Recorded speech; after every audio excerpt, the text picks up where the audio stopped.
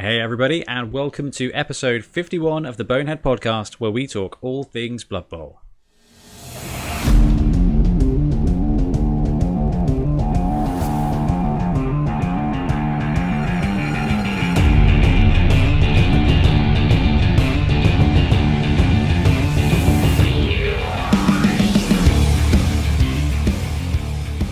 Welcome back, I'm Ben, and once again I'm joined by Blood Tithe Ben.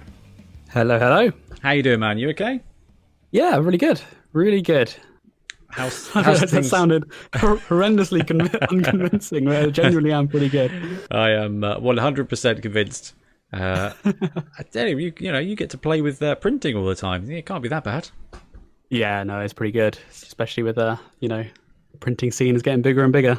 Man, Patrons are rising. Honestly, I wouldn't even know where to start if I picked up a printer. And you keep dropping how cheap they are into our group chat now. Just to spread out all the jobs, Oh, man. Well, I think so. There's so much. Anyway, Ben, thanks very much for joining me again. What are we talking about on episode 51? We're going to be talking about Blood Bowl 2020 star player points and our top five best teams in Blood Bowl 2020. Also, the usual games, hobby, and star players. No, absolutely fantastic. Yep, as Ben said, we're going to look at SPPs for the new system because it's probably one of the biggest changes out there. And yeah, definitely. Yeah, I think it's worthwhile doing like a deep dive on that. And then because why not speculate, we're both going to go through our choice for the top 5 best teams in Blood Bowl 2020. So our top 5. Yeah, not objective. Our top 5, in our opinion, of the best teams. Yeah. And I'm glad to see that you and I have not 100% matched up on this as well. So that's quite good. Yeah, I'm quite surprised, honestly. But yeah. Well, I think I just may have been wrong. So anyway, that's fine. Right, let's start off with some Blood Bowl news.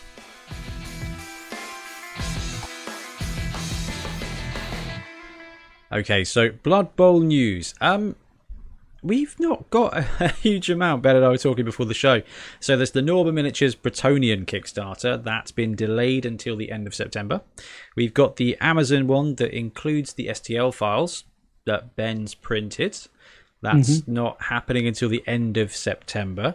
We've got another one where I'm not sure how much we're allowed to actually talk about it, Ben, but you printed off some of it today, and I like what I'm seeing so far. It's not miniatures, it's something else. So that, again, is coming out later on, and we'll be doing a video review of what we've got.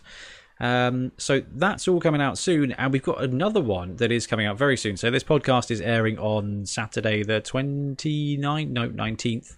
And this one here, the Zenit Miniatures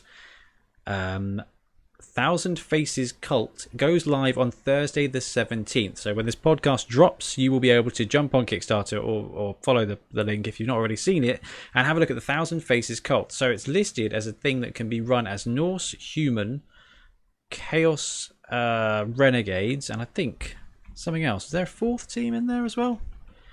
I can't remember. There's a rat, but I think that was just the one for Renegades, right? Norse, Renegades, Human, or Chaos.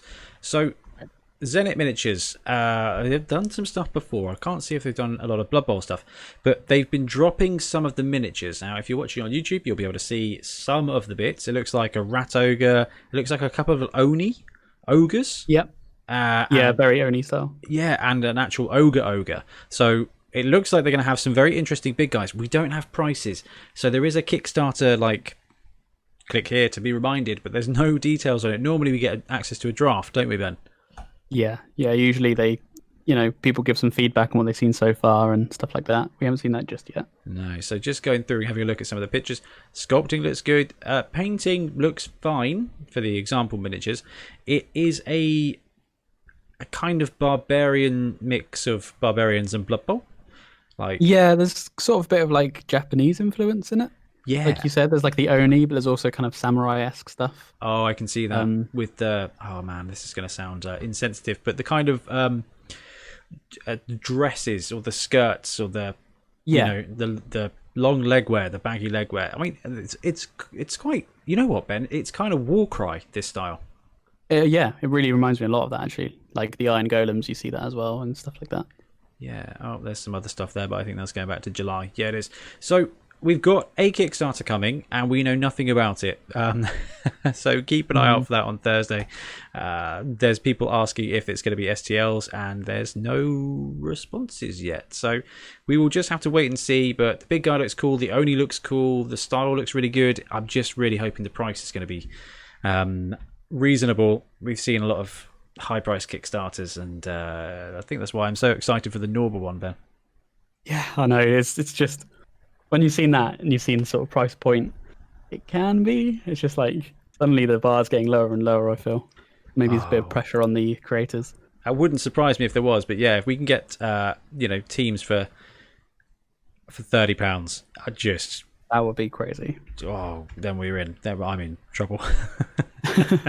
So there's 1,000 Faces Cult from Zenit Miniatures. The other thing to mention, I think we've probably already covered this on the podcast. Can I get out of this and swap the page over? I can. So Winds of Chog has dropped 2 miniatures. We may have mentioned it, we may not have. If you follow us on YouTube, you would have seen both the unboxing videos for the Wood Elf Dryad, which 10 out of 10 can be used for Willow Rosebark, and is actually a really lovely model. And so much. The other lovely model is the Wood Elf Thrower. So there's no Wood Elf team. It is just an individual thrower, but that thrower miniature is one of the most detailed resin models I've seen cast, especially by Winds of Chog, and it just would work brilliantly as Glorial Summerbloom, which again is pretty great. So if you're after some star players without paying Forge World prices, they're only £8 each. These that's so good for the quality as well. Like you say, it's like the best resin around, really. It really is, and I cannot wait to find some spare time to paint them, because they're just really fun, and the quality of them, they look... Oh, Ben, you've hooked me up with some 3D printed stuff, and they look 3D printed. They're not. They're resin cast, but they've just got that element of unbelievable dynamism, and it's the kind of nonsense you can only get from 3D printed stuff. Now, I think he's a digital printer. He's a digital sculptor, so digitally sculpts, then prints them, and then breaks them down into little pieces and casts them as resin. And for £8, if you want a star player, most excellent. I've got to pick a couple of these up, I think. I don't have a Wood Elf team, but maybe this will make me start one. Well, it's a shame we've got the High Elf team, because I'm a big fan of their High Elves. I mean, some of the models look a bit peculiar, but some of them look absolutely amazing. The Blitzers, I'm a big fan of the Troll, the Ogre, the Giant, the Crocs. The Crocs are so good as well. I forgot that exists. Yeah, so much good stuff. Got to stop looking at this, because it's going to make me want to buy stuff. This is bad. But for miniatures news, that is it. We've got the regular check-in on a couple of things. So MegaBowl is coming up, still a little while away, which is wonderful. 6 weeks on Saturday. So when you're hearing this, there is 6 weeks left to go, so you can still sign up. I think we've got 11 or 12 coaches signed up now, which is brilliant. There is a cap at 30, and we will have to change the rules ever so slightly. We haven't 100% firmed it up. By the time this podcast comes out, you may have had an update. I'm not sure. I'm hoping to put something together on Thursday.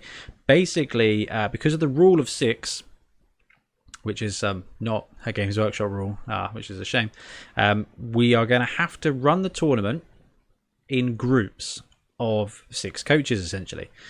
So we haven't 100% finalised how we're going to run it. I mean, part of me is quite excited by it, because we can set up little groups, and actually it gives a really good way for us to give out more prizes. It's quite a fun idea. Yeah, it'll be different. And we've all... I've talked about it a couple of times before, like some kind of team dynamic. I mean, I think it was when we were looking at Beachhead, which was now 8 months ago. It was like 8 years. Oh man, what a year! What a year! Yeah, we're talking about like having different like factions or something, and having it kind of impact on it, and having the groups might actually be quite an interesting way of doing it. But again, haven't nailed down exactly what we want to do, but we'll let you guys know as soon as we can. But the great thing is that as it stands at the moment, the event is going ahead. So I think I'm really excited about this, because one, if the coronavirus situation flares up again like it has done throughout the country, it may be the last chance to play Blood Bowl till next year. And I think it might be the last chance to play Blood Bowl as it is now, Ben. Yeah, I mean, for a lot of people, their leagues won't be getting up and ready till like next year because obviously public spaces close down and stuff like that. So if this does go on and we get a chance to play Blood Bowl 2016, like one last hurrah, and then everyone moves to 2020, I think it's like quite nice. It's like a Blood Bowl 16 farewell tour, especially the way we're doing it, because we've got secret teams, we've got mixed teams, we've got sevens, and those are all things that we just simply don't know what they're going to look like in the new iteration of Blood Bowl. Mixed teams should be fairly straightforward. Secret teams, we don't know what's going to happen to them. I mean, we just don't know. And sevens shouldn't change too much, but again, it's going to be different. And with the kickoff table, what's the seven situation going to look like? I'm very much looking forward to one kind of last big old school Blood Bowl event before next year. And I think next year is going to be all about just the new normal, which is going to be the passing stat and staying away from your opponent. Yeah, no more handshakes at the Blood Bowl table. No handshakes, no sharing dice, no sharing miniatures. It's pretty tricky. So yes, as it goes to Blood Bowl news, I think that's basically all we've got this week. But I'm sure if you're listening, you probably follow us on Twitter or Instagram or Facebook or our YouTube, and we will keep you apprised. And as you all very well know, if there is some kind of big update or big news release, we'll put a news flash on the podcast feed. So yeah. Now, let's talk about some fun bits. Let's talk about some hobby, Ben.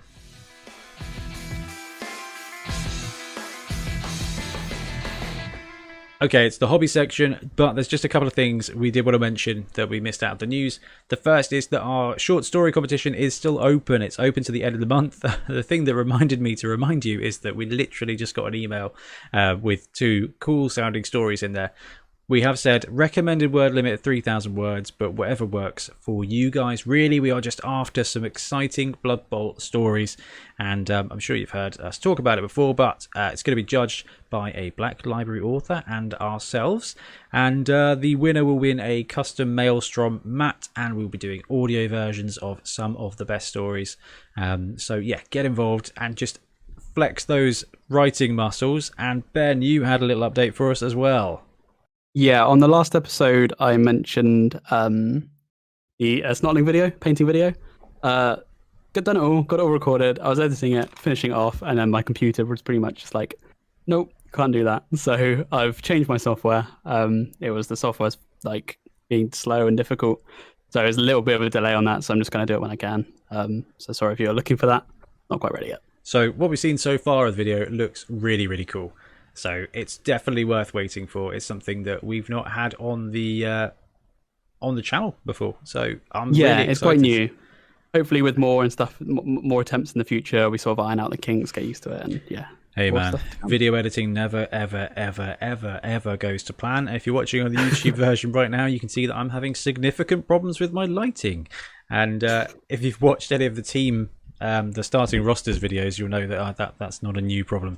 And it's all because my overhead light got damaged when we did the move, and now I'm stuck with this weird glow that I can't get rid of. Anyway, that doesn't matter. So Blood Bowl hobby, Ben, it's been a long few weeks since we last recorded, I think. Yeah, or at least feels like that. It does. We've had the Snotlings land. Just so much is going on at the moment. What have you been up to? I've made some more progress on the Snotlings. They're not done yet. They're getting there, along with the Trolls, which still aren't done. I'm going to sort of get the Snotlings up to speed with the Trolls, the progress I've made, and then sort of finish them all off at once. Yeah, no, I actually haven't painted a huge amount. I've done some 40k. I'm still playing 40k Crusade when I can with a friend. So I've done a bit of that. But in terms of Blood Bowl hobby, it's just more, painting tiny little gribblies.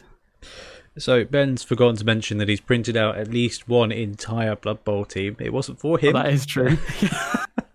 That is very true. Yeah, I got to see that on Sunday when we also played 2 games of Blood Bowl 7s together. Yeah. So we wrapped up recording season 2 of 7 Super Series, so that should be out soon. In fact, everything going well, it should be out tomorrow. If you listen to this podcast, it should be out on Sunday the 20th. So hopefully, again, we talked about video editing. Yeah. you never Can't know. go wrong. But that was cool. So hobby wise, I have built Willow Rosemark. I've built Glorial Summerbloom, both from Windsor Chog. Built all the Snotlings, and I've been having a great time painting them. And I know you can't see that on the camera, but I'm actually very happy with my paint scheme. They look great, honestly. They paint up so quickly. They do. Yeah, it is quick. I'm hoping that am I working Sunday? I don't know. By Sunday or Monday, I should have the team painted, the team done. Which, including the trolls. Yeah. I mean, the trolls are Nice. They're already undercoated and shaded and stuff.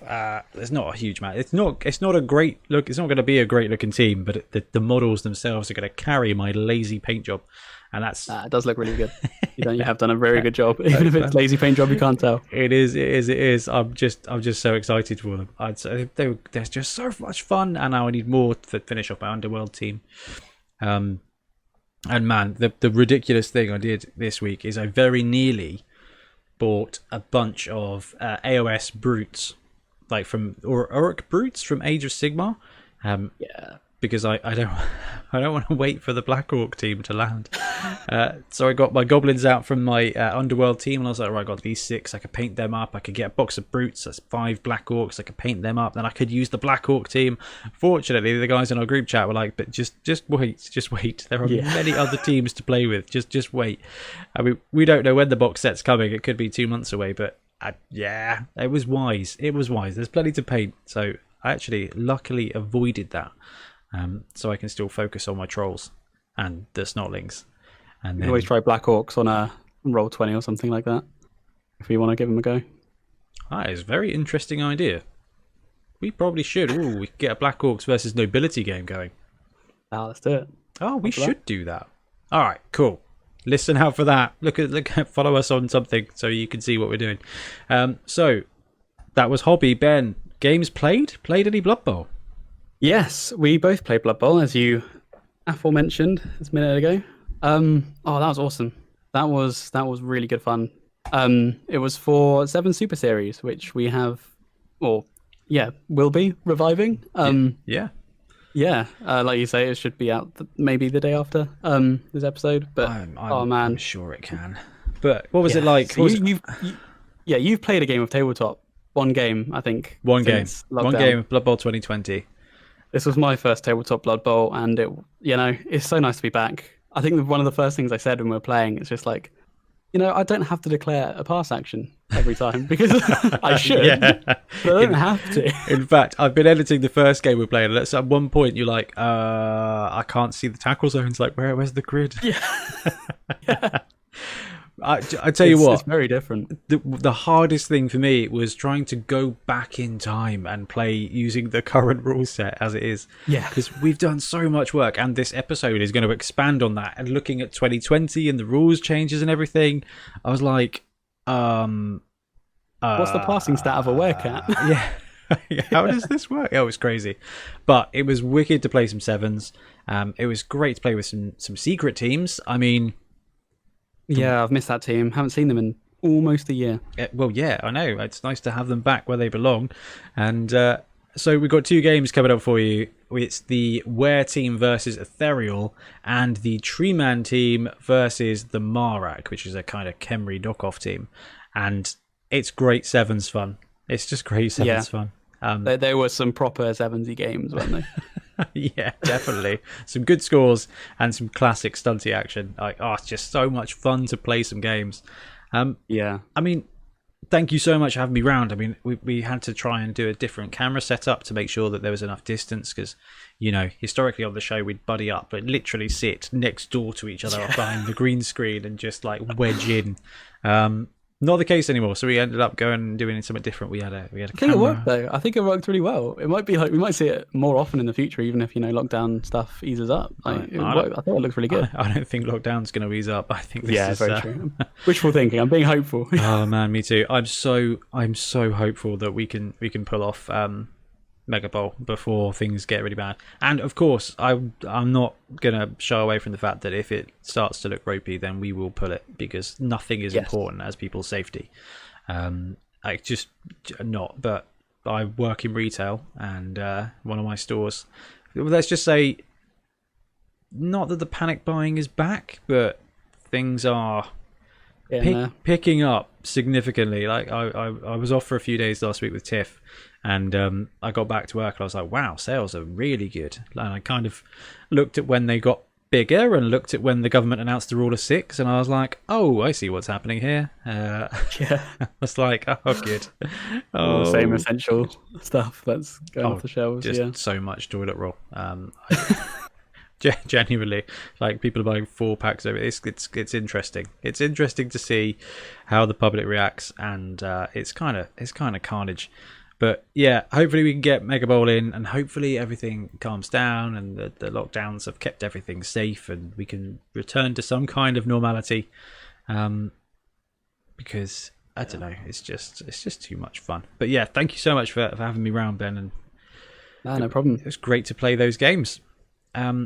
But we have talked about and speculated and mulled up so much to do with Blood Bowl 2020, and we're going to carry on now. On this episode, we're going to look at the new SPP system, so player advancement. It's changed significantly, and we really wanted to do a deep dive on it so that we could just break it down so that you can catch up by listening or watching the show, and then you can get really, really excited for a season that may not be here just yet. So we'll take a quick break, and we'll be back with SPPs.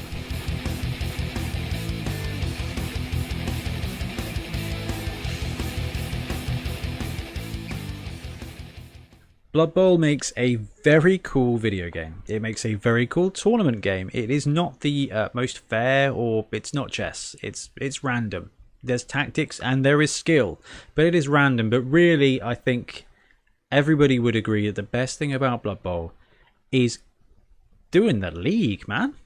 Oh, hell yeah. You know, building up your players, your team, it's yours, you know. Every team is unique. Every team. And your unless players. You're Milton, you take block on every orc. Yeah, I know, bless him with his almost block every build. team is unique. So the coolest thing about Blood Bowl is that league element, is developing your players, developing your team, building identity. And the crux of that has always been the SPP system, so star player points. So historically, it was you just leveled up at set points, and your type of upgrade was completely randomized. Now it has changed in Blood Bowl 2020 to what can only be described as an XPP buy system, Ben? Yeah, pretty much. It's very different. It's very different. It is. We've touched on it before. We'll talk about it in depth here. Now, at first, when it was first launched, we thought, oh, that's a cool little shake-up. But actually, it's got more akin now to some of the role-playing games, so some of the Dark Heresy role-playing games and things like that, and the War Machine ones. You get experience points, and then you choose how you want to pay them. And Blood Bowl now is very much like that, so it's going to completely change how you develop your teams. And what we want to do in this segment is just bring you up to speed on what's occurring, give some anecdotal advice, and really just set the playing field ready for Season 2 of Blood Bowl.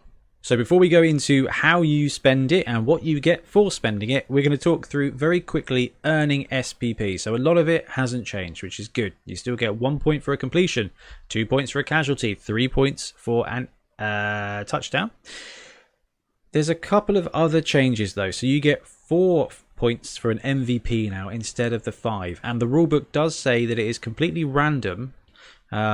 It's randomly allocated to whoever played the game for your team, including stars and people who died. So the last iteration was choose 3 players, roll a d3, and I think most leagues are going to stick with that. So Ben, MVP allocation, what do you reckon? The full team random or the d3? No, I really like the D3. I think it gives you an element of choice while still not being like completely, you know, this player gets 4 SPP, which will just be too much. It kind of really sucks on Blood Bowl 2 when one of your dead guys gets MVP. It really feels like it's setting you back a lot. Yeah. Yeah. That said, I think you've hit the nail on the head. Tabletop, I love the D3 method, and that is because you get 1 game of tabletop a week on a great run. Really, realistically, our league gets 2 to 3 games in a month, so that's 2 to 3 games every 5 weeks. you can advance your players a bit quicker. You want to advance your players a bit quicker to get that identity as sooner. On online versions though, Fumble, Blood Bowl 2, Blood Bowl 3 coming soon, you can cram in 6 games a day if you want. You can cram in 2 games a night with no massive iteration. That's an hour and a half. Like, that's fine. You can double it, and digital is quicker. So it's the sense that, like, no matter how bad the game has gone for you, it's the one thing that will always give you progress, or a sense of progress. Yeah. Like, you always have your MVP. Your winnings might be rubbish. You might not have scored any touchdowns, no completions, but you will get the MVP, and your team will develop in some way. Yeah. That's why it's nice to actually get it on someone you care about. And in our league, we've used it as a catch-up mechanic as well. So if you get an underdog bonus for extra MVPs, because the whole idea of SPPs is that the crowd are noticing something cool about the player, and the player is starting to be more confident and allowing them to kind of, actually, I did this thing and the crowd loved it, so I'm going to do this thing again. I can do this thing. It turns out all this time I could leap. And, I had tentacles since I was a child, but I've never known how to use them until now. That kind of thing. Maybe a sponsor sees them and gives them some trainers for their sure feet, Yeah, exactly. So MVP has changed to 4. Completions are the same. Touchdowns are the same. Casualties are the same. Interceptions have changed ever so slightly. So the way you intercept is you roll to deflect. If you get a deflection, you get 1 SPP.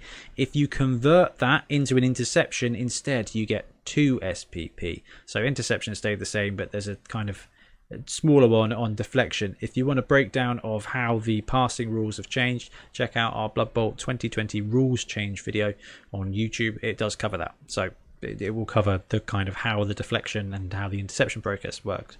So SPP, most of it stayed the same. MVP got a bit squiffed, and there's a new one in the way of deflection. But also, if you score a super throw teammate and successfully land it, so if it's a superb throw, so roll of a 6, and you land, then the throwing player actually gets 1 SPP for a completion as well. Which love that so much. I know, it's so good. That's going to help the big guys. Really will. Big guys have got it interesting in this system, and I know we're going to expand on that in a second. So yes, that is how you earn them. Now let's have a look at what you can buy with them. Okay, so when it comes to spending SPP, you no longer have to wait till you get 6. Do you get 16? Do you get 31? That's gone. There is no... No, that's not true. There is a limit, and we'll talk about that. But basically, you get that SPP for a player, and then you can use it to buy upgrades. So let's talk through the first level. So historically, it's been I need to get to 6 SPP, so this guy levels up. You can choose a random primary skill. So primary is normal skills, and secondary is double skills. Okay, we're going to use those terms interchangeably because it's been 20 years, so that's just not going to change. For 3 SPP, you can take a random skill. Okay, so you roll on a chart of, so say you've got say you're a human blitzer, you've got normal and strength, you've got general and strength. You can say I'm going to spend 3 SPP and going to take a random strength skill, and you roll on a chart, and that skill you get. So for 3 SPP, that's half the historical one, you can get that first skill. Instead, you can pick from your skills for 6 SPP, which is exactly the same, or you can spend 6 SPP to take a random roll on one of your doubles charts. If you want to choose a specific double, it's 12 SPP, and then if you want to take a chance at rolling on the stat up table, that's 18 SPP. So expensive. Yeah, I mean, what's the pro of this system, Ben, when it comes to this? The pro is that for guys that care less about what they get, you can get some stuff way sooner, and also vice versa is stuff that you don't care about leveling up. You don't have to get stuff like your goblins and stuff. Ben's exactly right there. So we said they don't need to take a skill, but you do need to take a skill when you get to that maximum chart. So 18 SPP for the first level. Once you get to 18, you have to take a skill at that point. So a player... Yeah, so I think you kind of said you can get randomly choose a stat up. Isn't it correct that or if you don't like the stat up you rolled, you can choose a secondary? Yep, you pick a double. As well? Yeah. So you can roll for a stat, and if you don't like it because there's of no use, then you can choose a cool double. Now, I think we are going to releague that to make sure that our players can take in normal if they don't want a double. Does it not say that in the rules then? Does it say it has to be a double? It says may choose a secondary skill instead. And I'm like, I think I'd rather just take block, but that's fine. I guess I'll take dodge. I think that'll be sensible, right? Yeah. So for 3, you get a random. For 6, you can pick, or you get a random double. For 12, you can pick a double. For 18, you can pick a stat. That is at the first level. So there is a chart here. So experience, which is first level, veteran, which is second, emerging star, third advancement, star, fourth advancement, superstar, fifth advancement, and legend, sixth advancement. The cost goes up. So the random skill is 3 for the first, 4 for the second, 6 for the third, 8 for the fourth, 10 for the fifth, and 15 for the last one. Now that's all random. Choosing skills, choosing your normal is 6, 8, 12, 16, 20, 30. Choosing a double is 12, 14, 18, 22, 26, 40. And stat up is 18, 20, 24, 28, 32, and 50. So you've got multiple different routes to go. And like Ben said, if you're not that fussed about what the guy gets, you can take a primary. And let's look at that. So first one's 3. Second one's 4, that's 7 SPP total. The third one's 6, that's 13. The next one's 18. So for 21 SPP, you can have 1, 2, 3, 4 random skills. Old school, you'd have 2 level up rolls. Yeah. So if you're not that fussed by what your player gets, or you have the skill trees that really benefit your type of player, you can advance them real quick if you are happy to roll. Now, I think there's going to be a load of Chaos and Underworld players who are just like, take a mutation, roll for it, because they don't care. All day, yeah. Because it's thematic. And I like that. I do like that. So that is the breakdown of spending SPP. So it's up to you. And this is where Ben said that the league development of your team is going to be massively different. So on the one hand, you don't have to fire your stunties. Yeah, that's a huge deal. I mean, it's always really annoying as a goblin coach who have to your goblin level's up, but you really don't want it because you want to make sure you can afford Ripper or something. Yep. Yeah, and you level them up. What do you give them? You might give them like 30 player or something. Or was it sneaky get? Yeah, but you won't really want more than one of those. Exactly. Yeah. So on the pro side, yes, if you take a stunty, you can save him up. If there is a specifically good double skill, so when we talked about Lizardman, we talked about the fact that actually you want a skink with sure hands. Now you want a chameleon skink with sure hands. But you can just save to 12 SPP and get that.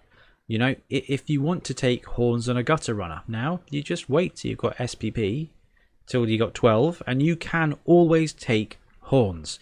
You can always take Guard on a Dark Elf Blitzer when they get to 12. So it gets more fixed, but you do have to wait for a lot longer. And the number crunch room, we cannot wait to figure out the optimum path for this when it comes to at which point you take it. So do I save for my secondary first, or do I get or do I take the normal first and save for the secondary? I mean, loads. It's going to be exciting. Yeah. I think in our league we're just going to see the stunties save up forever and then have a crack at a decent stat, and we're going to see the crazy people take a random and the rest just play it tactically.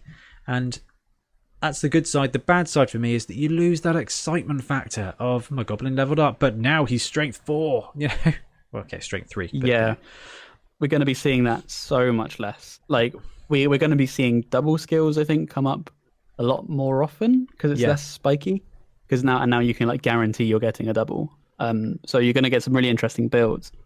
But yeah, the stat ups, they are strength up at least is really going to be it's very rare. You are hardly ever going to see it, which is pretty cool. Now, I guess the question is, would you rather take 2 agility skills on a goblin or give it sure hands or block? Yeah, it's less SPP, which is really good and saves you bloat. Yeah. Anyway, that is spending SPP. Let's look at how much your player increases. So Ben mentioned the strength here. So you've got randomly selected skills, which actually cost you less now. So this is going to be really fun for league commissioners to keep a track of. We've already so it's already on our team sheet. We're all good to go. So, random normal skill is 10k. A chosen normal skill is 20k. Random double skill, 20k. Chosen double skill, 40k. Characteristic improvement depends on the stat. So +1 armor, 10k. +1 movement or passing, 20k. +1 agility, still 40. And +1 strength, 80k. 80. That's so extreme. We were joking, weren't we, saying you can get a Snotling now? A mighty strength 2 Snotling, and he's what, like 100k? 100k for a strength 2 Titchy. Maybe I could be on board with that. But we mentioned it a minute ago. For exactly 1k. That's it. Yeah, well, but that's it. You are going to miss that randomly. This dude's randomly Edge 4 now. It's wicked. And you're going to miss that. But if you do roll strength, because no one else is rolling strength ever, right? That 80k, I think, is pretty fair, because that 80k is representing how very special that player is. And I think this change in the meta cannot be understated when it comes to Blood Bowl 2020, is that Black Orcs are going to be strong forever. Like, you're not every other team might have a guy with a strength up, right? And that's just not going to be the case now. You are going to have... It is one in an awful lot who are going to save up 18 SPP at level 1, right? It goes up and up and up to 50k for the later ones to get that strength up, to get that agility up, to be fair. It's going to be a very special player, and I do think +1 strength is probably the best skill in the game now.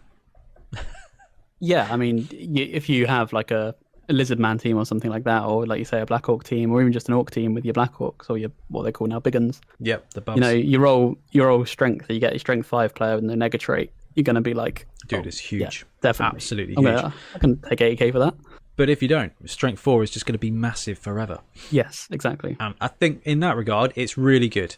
I like the way that you can just take a random skill and have it cost half. I think that will protect you, because you've got to roll on the entire tech tree. There you go. The entire skill tree. And there's 12 skills in each category. So not all of them are useful for you. It could be quite... like we're going to take a look at the full tree. But yeah, when you see it, it's very like... Oh, actually, like you think in your head, just like a random skill for half the price. That's great. I could happily take that. Yeah. And then you see what you might get, and you're just like... Yeah. There is a chance it's going to be of no use, and waiting that one more touchdown to get it, it could be really, really beneficial. So, the stat chart itself. We talked about how you're never rolling stats. So, we'll just talk through the chart there for you. So, you're rolling a D16. Games Workshop seem to really want to use this dice, which is fine. Right, that's fine. Here we go. It's very pretty. It's definitely not the easiest to see, but that's okay. But hey, if you've got the Snotling dice... even harder. Which is brilliant. So 1 to 7, improve either movement or armor. 8 to 13, improve either movement, armor, or passing. A roll of a 14, agility or passing. A 15, strength or agility. And 16, anyone you like. So before we delve into the numbers on this, note that no characteristic can ever be improved more than twice or above the maximum value shown on page 28. Should you randomly select a characteristic that cannot be improved or that you do not wish to improve, the player may instead choose a secondary skill. And I think it's really worth mentioning the movement is capped at 9. So gutter runners, they are not making any use of stat ups unless you get agility at 14, to be honest. Yeah, honestly, it's a bit unusual. Maybe they want to restrict the one-turners a little bit more. I do not think that's a bad thing at all. Like, I've got 2 movements, 10 gutter runners, and I've had my fair share of Edge 5 gutters. But you know what? It is much fairer for them to not. So in that regard, they get nerfed. There is one player type, I think, who will just benefit from this, and I'm going to bounce back to that. But very quickly, if you want movement or armor, you have an 88% chance of getting it. If you want to improve your passing, you have a 50% chance of getting that. If you want to improve your agility, which remember now is just dodge, catch, and leap, jump. That's a 19% chance of getting that. And if you want strength, it's a 2 out of 16. Okay, so you've got 12.5% chance of getting strength. So you've got to save 18 SPP. So 6 touchdowns, and you've got a 1 in 8 chance of getting strength if you want it. Yeah, that's going to happen very rarely. You know, not even Saxby, not even Rich Saxby is going to be able to smash in a bunch of stat increases like that. That's the thing, when you've got one, you know, you're either firing that player, which is going to be quite expensive anyway, because you know, you're not going to be firing many people anymore. No. And yeah, then the next one is even more. How much was the tier 2 for stat up? 20. Yeah, so you got to do then another 20. So you're on what, 38? Yeah, 38. Imagine that. 2 shots at a stat up. Yeah. You're right. 2 shots at a stat up. You're not guaranteed to get what you like. Now, the player type, Ben, for me, well, for you, let's start with your opinion. What player do you think is going to be 100% to want a stat up? I'd say like a human blitzer. Okay. I don't think there's any bad one. Movement 8 blitzer. Yeah. Passing 3+ human blitzer. Yeah. The cool thing is you can fudge it, can't you? So, movement 8 gonna be great. Armor 9, if you know, never really. Passing boost you can, but instead of passing you can take movement. Agility 2+ human blitzer. That's not bad definitely. Either. And no one ever turned down a strength 4 human blitzer. No, definitely not. No way. So no matter what number you roll there, that blitzer gets better. And although we've already talked about the gutters don't roll stats. It's just, if you can save up just for the opportunity to get that plus that 1+ agility or that strength 3 gutter, and then downgrade it to take a mutation if you want. Quite frankly, I think with the gutters, you just go straight for mutation. If you wanted agility 1, you kind of just take 2 hands, two heads or extra arms, depending on what you want him to do. If you want a better strength, you just take horns. Like, you're guaranteed. Or their skills make them better than the stats would, really. Yeah, I think that's the kind of crux to Blood Bowl 2020 is that skills and player types determine the player's story now, rather than random stat increases. However, would you be up for a movement 9 war dancer, Ben? Would you be up for an agility 1+ war dancer? Would you be up for a strength 4 war dancer? Yeah, that's ridiculous. I mean, yeah, they're going to be, you know, cost everything, but they're going to do everything. Nah, man. What we're going to see is Wood Elves just, at least with one dancer, just farm those touchdowns. It's only 6 touchdowns for a war dancer. That's 2 games. Yeah. You know, all right. I mean, War Dancer is a human blitzer with extra steps, but it's just infinite. So yeah, your War Dancers, I think, have the ability to score touchdowns quickly enough to get that stat roll, and then make use of whatever you roll, at least for the first one, because a movement 9 War Dancer, it's great, it's a bargain. You know, and an edge 1+ when you are leaping around is you're leaping on a 2+ then, and that is the dream. And then strength 4 is just phenomenal. So if I'm running Wood Elves, I'm probably just going to farm the SPP for the War Dancers and just make them epically hated. You know you're going to get to 17 and they're going to get killed. Hey, you just know it, don't you? Every time I give a Skaven kick, it dies. So I'm used to this. Definitely going to be seeing some dead War Dancers. You know, people are going to go hard for them. Yeah, so they're going to get scary. We need to bring the bounty rules, I think, for League. You know, such a good idea. Immediately, if you kill a War Dancer, you get 100k. It doesn't even matter. Yeah. Just you get 100k and a stat increase. Yeah, that's a good idea. Bounties and Blood Bowl, that's an episode. Oh yeah, that is an episode. We should do that. So characteristic improvements got worse for some, got better for some, but is going to cost you a load of SPP to do. So be aware of that. And last, but probably the most chunky part of this, is looking at the random skill chart. So what Ben and I are going to do is we're going to look through the skills. So we give you kind of an idea of, okay, if I've got agility, is it worth taking a random agility, or do I save up? So we're going to start with agility, then general, then mutations, then passing, then strength. And we're going to talk through whether they're good skills, whether they're bad skills, and who we think would benefit from a random roll. So agility. Catch, what do you reckon, Ben? Yes or no if you roll that randomly? Catch is honestly pretty good. Like we've got to remember a lot of the agility players who may go for it. You know, if you're going for a real crazy stunty build and you want your goblins to level up really quickly for some reason, catch is often quite handy in stunties when you're going to throw teammate, right? Because you can like hand off to them and then you know. You're exactly right. There are 3 types of player that get agility: stunties, catchers, and elves.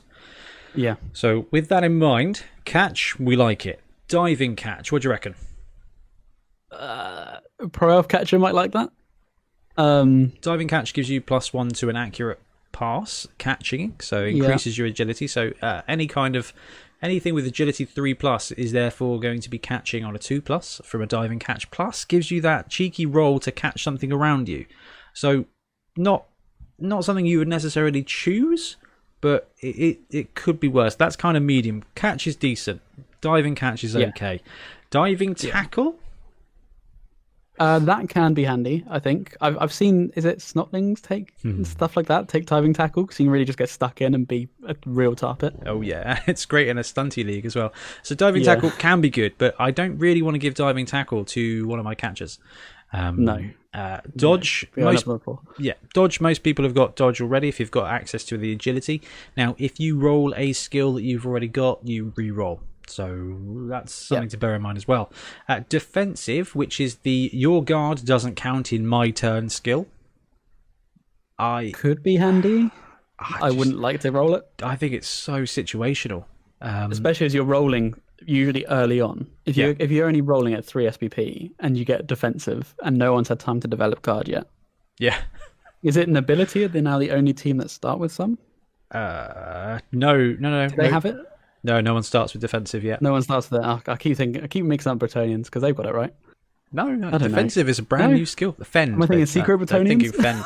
Oh, maybe. I'm thinking guards. Sorry, yeah. Yeah, no, you're right. It's the bodyguards. It always gets me confused. Your OG bodyguards. Yeah, they snuck in there. Yeah.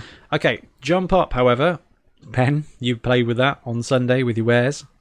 Honestly, jump up is actually really good if everyone starts with it.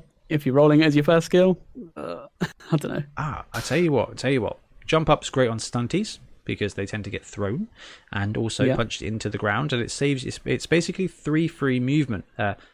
And if you are a combat player, it gives you a block from being prone. So Rich gave it to his Minotaur. So whenever the Minotaur fell down from going for it on the frenzy or from just being punched in the face, on a roll of like a 2 or 3+, it could just block from prone. But on your punchy player, are you going to be randomly rolling on agility? Like, that's the question, you know. Well, I don't know. Dark Elf Blitzers, not probably the worst if you want to take agility, but then true actually. Yeah. And we got Leap, which is realistically dangerous on Edge 3+, reckless on Edge 4+. It's not the leap it used to be. It's not the leap it used to be. Safe pair of hands, which is if you if you get knocked over, but not if you trip, you can place the square the ball goes into. Again, another pretty good one for stunty. Essentially. Yeah, I mean, again, wouldn't pick it. Sidestep, though. Yep. Sidestep is golden, I think. Definitely one of the best. Yeah. Sneaky Git, great on stunties, sucks on elves. Really bad.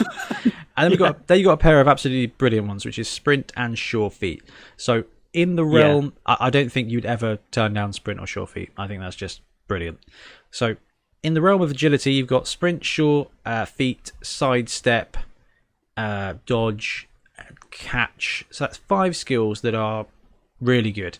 Some interesting ones you'd be okay with: Diving Catch, Diving Tackle, Jump Up, Leap. Can be good. Like, that's kind of the medium for me. And then you've got Sneaky Git, Safe Pair of Hands, Defensive, which I just think are a bit garbage. So that's I don't know. It's just under half that you'd be pretty happy with, and but that includes Dodge, which you might already have. Which then just gives you a chance to re-roll it. So agility for me, not amazing for randoms, but if you're willing to gamble, then by all means, you've got about a 50% chance of getting something you'll be happy with. So that's okay. First skill. Right. General. This skill is very rarely taken. Block.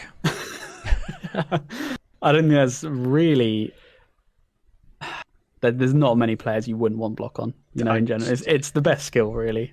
Let's be honest. If you get block, you're happy. Like, oh, you got block. Yeah. That's boring, but it's going to come in handy. If it's a block for 10k, as if it's a normal, then... That's a bargain, isn't it? Yeah. All right, Dauntless. No. I don't know. It's very niche. You see it sometimes really come in handy, and some people genuinely pick it on a few players. Yep. I've seen it taken on like halflings and stuff before. Dude, Gutters with Dauntless. Not bad at all. Yeah. Decent for ball hawking. Dirty player +1. There's not many people in general who really want dirty player. Yeah, I was going to say, if I'm putting this on a line... Right, I think the general trait is now the lineman role, okay? Block, Okay. Awesome. Dauntless, why not? Dirty player, okay, fine. Fend, all right, it does a thing, could be useful. Useful for anchoring cages. Good in that regard. Yeah. Frenzy, I love Frenzy. I've Corn team is a a team with a lineman with frenzy, and it can be good. It can end the game in 20 minutes. But Well, one way or the other. Yeah. Kick, Ben, kick. Yeah, if you get a kick, then that this is the one which I think is almost on block level. If it's like your first random roll, you're going to be really happy with that. Unless it's, but even if it's something like a gutter or a war dancer, frankly, I don't know why you're rolling random for our war dancer. But those kind of positionals, the agility or blitzer elements, not great, but any kind of lineman or thrower, okay, ball carriers having kick means that they are useful on the receive and to kick away. So that's useful too. Pro, now it's a 3+. I think that's a solid choice. Yep. Shadowing, that's a bad roll. So you said it's the lineman tree, but it's also your strength 4 guys tree, isn't it? Getting shadowing on your lizard man, Oh, that's you not might not ideal. want that. Strip ball could be good, depending on what you get. I mean, strip ball, sure hands, tackle, wrestle are the last ones. I think you can make that work. Sure hands, tackle, and wrestle will be good on whoever you put them on. Yeah, definitely. Well, that a sure hands again, like if you roll, but Yeah, sure hands if it's again your lizard man. Yeah, okay. You're not going to want that. Yeah. So general, we got block. That's a solid one. I would say frenzy, kick, pro, tackle, wrestle, or sure hands. So there's 6 or 7 there that you're going to be reasonably happy with, and I think there's only a couple you're not. So shadowing and dirty player. I mean, loads of people love dirty player, but if you roll it on the wrong person, that's tough. Yeah, I say for linemen, it's a lot safer than the agility tree. For strength 4 guys, it's really risky. Yeah, you only really want block, maybe a tackle, and pro. Probably worth saving up at that point for the 6 to choose from the general tree. Okay, mutations. Mutations are fun, so they're bound to be random. Big hand, we love that for any kind of ball carrier. Ignoring everything. Yeah. Claws got nerfed, but it's still not bad. People are hating on the Claw Mighty Blow combo, and yes, it is worse than it used to be. But realistically, all that means is you kind of get Mighty Blow on the armor and then Mighty Blow on the injury for the most part. So it's not bad. It's just not as great as it was. Disturbing Presence, I don't think is bad on anybody. No, that can always come in handy. It's always the one skill that pops up when your elf is trying to pull off some really sneaky stuff. And you're just like, oh, actually, yeah, that's -1. Yeah. Extra arms, which is +1 to catch and +1 to pick up. That's almost agility +1. Yep. For ball handling. Foul appearance is a remarkably useful defensive skill. I know it's only on a 1, but Ben, we've got some experience on the weekend. And you know what? When we remembered it, it was pretty good. It comes up. It does seriously come up. It's not the best one, but it's all right. Horns, however, absolutely solid. Horns is amazing. Ironhard Skin is going to do nothing for some players. Which one is that again? It ignores Claw, basically. So Ironhard Skin. Roll that at the start randomly, and unless you've got a necromantic team in there, it's not going to come up. Yeah. Okay, cool. So my my underworld snotling got Ironhard Skin. That one you might fire.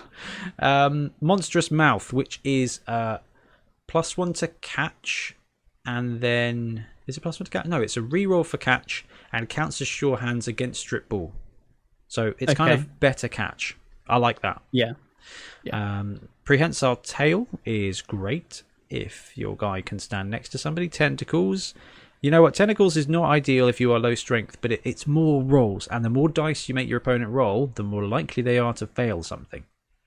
Yeah, definitely. And it's not a turnover fail, but, makes them consider it. Well, yeah, if they're trying to dodge away with the ball, or they're just trying to go for a blitz, or they're just trying to do anything else, boom, that action is over. 2 heads, +1 dodging everywhere. That's really good. Yeah, for most players. If you've got a brawler, could be useful. If you've got a catcher or a speed player, useful to get away. Very long legs is going to be a tough one. It gives +2, I think, for the deflection now, and +1, or at least reduces the modifier of leap by 1 to a minimum of -1 for leaping and jumping. So yeah, it comes up more often than it used to. So it's yeah, it is slightly better. So it's a bit of a mixed bag, isn't it? Really, mutations. I think overall this is probably, and this is kind of like foreshadowing to the next. I don't know, actually. This might be the one which I'm most happy rolling on with the players that get access to it. I think rolling on this is thematic, and you're probably going to end up with something pretty useful. I think, yeah. I don't think it's worth gambling if you want to get claw or horns. I don't think it's worth gambling. Yeah. I think it's worth saving up that extra 6 SP. But if you've got some cheap players, you want to take some mutations on just in case they get something cool, this is, like Ben says, the best way to do that. And let's hit the passing tree. So accurate, which is +1 to quick and short passes. If you're you right, I'm going to bury the lead here. Passing, you only want to be rolling this if you are a passer. Okay. Do not. So accurate, +1 to short and quick. Cannoneer, +1 to long and long bomb. Cloudburster. Slightly less good than accurate, but yeah. What? I don't know actually. I don't know. Well, it depends. I've been thinking about this. So let's take the Skaven passer, the Skaven thrower. At the moment, it's 2+, 3+, 4+, 5+. If that was 2+, 3+, 3+, 4+ with Cannoneer, I think that's almost better than accurate. 4+ with a reroll is pretty solid. That's for a long bomb. That's how Khemri pick up the ball, right? that's how ogres pick up the ball. Yeah.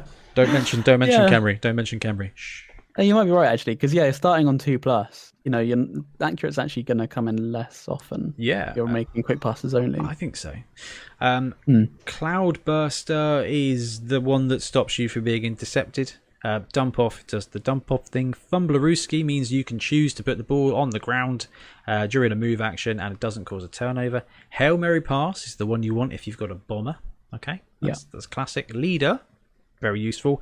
Nerves of Steel, again, very useful. On the ball is a mixture of kickoff return and pass block. Pass block, less useful, but could be useful. Pass, you know what pass does. Running pass could be quite entertaining. I really like that skill. I know that the nobility team, generally speaking, kind of sucks, but the ability to do the running pass could be quite interesting for that. And safe pass, which is if you roll a fumble, you don't actually roll a fumble, you turn your actual activation ends instead, which again could be useful. But a fumble is now only on a natural 1. Anything that's less than 1 that isn't a natural 1 becomes a wildly inaccurate pass. Yeah. Okay. So was that safe throw, but they stripped out the interception bit and put it onto Cloudburster? Exactly right, Ben. Okay. Exactly right. They got to this and they said, you know what, guys? We've only got 11 skills. We've only got 10 skills. Let's split up accurate and let's split up safe pass because they were just too good. I mean, if you're a thrower, accurate, cannoneer, Hail Mary pass, leader, nerves, on the ball, pass, running pass. Safe pass is less good, Cloudburster is less good, and Dump Off and Fumblerooski are slightly less good. But if you want a passing skill, you could take a random on this one and you'd be okay with whatever you get. But yeah, I mean, randomly get leader and get a 10k reroll is pretty great. If you get that, you're going to be very happy. If you want leader, though, it's worth saving up for, I think. And we looked at this through loads of our team builds, and it's kind of like, don't worry, buy this player. You take you just take 2 rerolls and you save up for leader.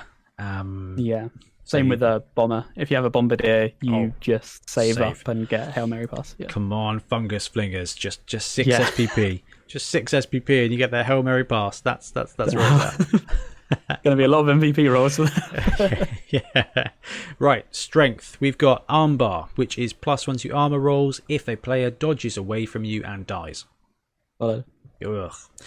Brawler. Brawler is a great skill, which is when making a block action that is not a blitz action, if you roll a both down result, you may re-roll one both down result from your block pool.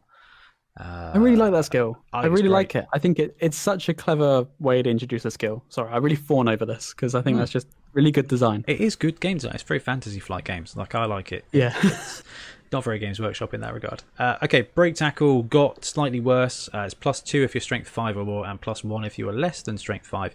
So it's great for stunties. It's great for stunties because they get +1 to dodge in.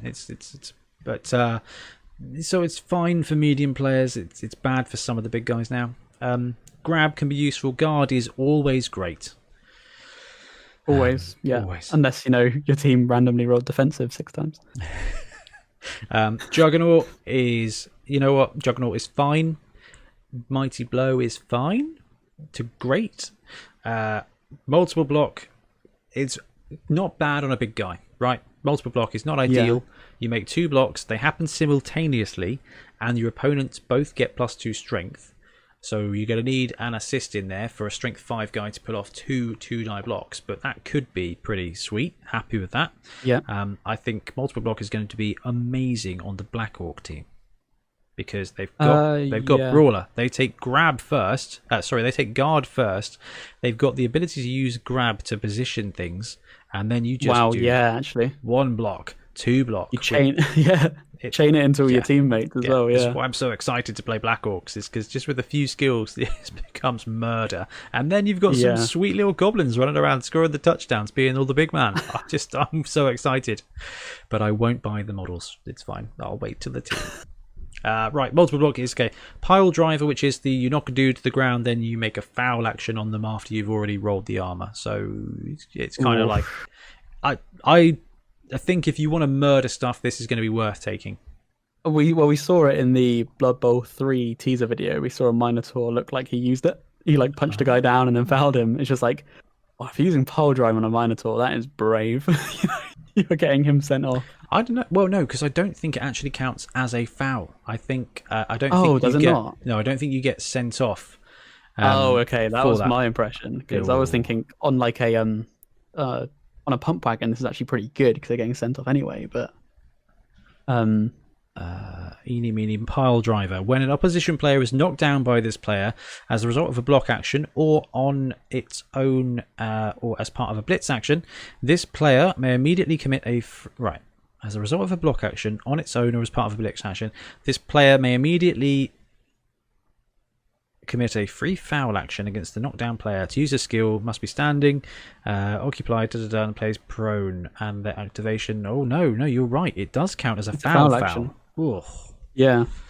You don't want this on your big guys because you get your Minotaur sent off. At first, I was thinking, your Minotaur, have a go and take him out. I don't know. Maybe if you've got bribes, it'll be right.